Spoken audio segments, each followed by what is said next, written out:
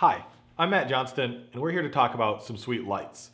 We have three LED 100 watt monolights: the Westcott Skylux, the Fotodiox LED 100, and the ever popular Alzo 3000. A lot of people say you get what you pay for, but we wanted to try them all and see if that was the case.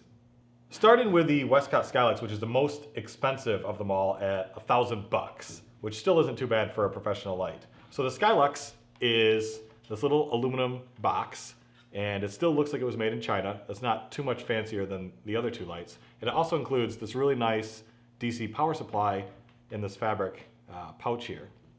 The nice thing about this power supply is that it doesn't have a fan. The light itself does have a fan, like the other ones. This is the Fotodiox LED 100, available on Amazon and probably other outlets for about $250 with Prime shipping, which is pretty cheap. It's much bigger than the other, and even worse, it has this massive DC power supply. Now that might not bother some people too much, but both the power supply and the light itself have fans in them, and the power supply has a wicked loud fan. We'll get to that in a little bit. And last is the Alzo 3000, which is somewhat unique in that everything is contained in the head itself. There is a fan in here, but there's no ballast. So this is all there is to it. There's actually just a inline switch and a power cord for your wall connection, and that's it. Makes it really portable. All the lights come with some sort of dish. This is the Skylux. This one's for the Fotodiox. They are all a Bowens S-mount type 3-prong bayonet. The only difference is the Alzo's is just the tabs on it are a little bigger, so they don't fit the other two lights, even though they are technically the same, I believe. So the fan itself in the Skylux is pretty quiet, but with the dish mounted, it actually is noticeably louder.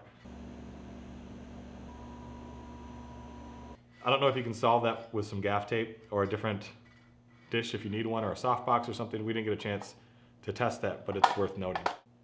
So we tested all three lights to see what kind of output they had and what the color looked like. The lights themselves are really simple. If you have the LED diode itself in the front, there's effectively a PC cooler and a fan and a DC power supply. There's not a lot of high tech in here like any light, but we wanted to see if there's actually any difference in the color of the light output and the quality of the light.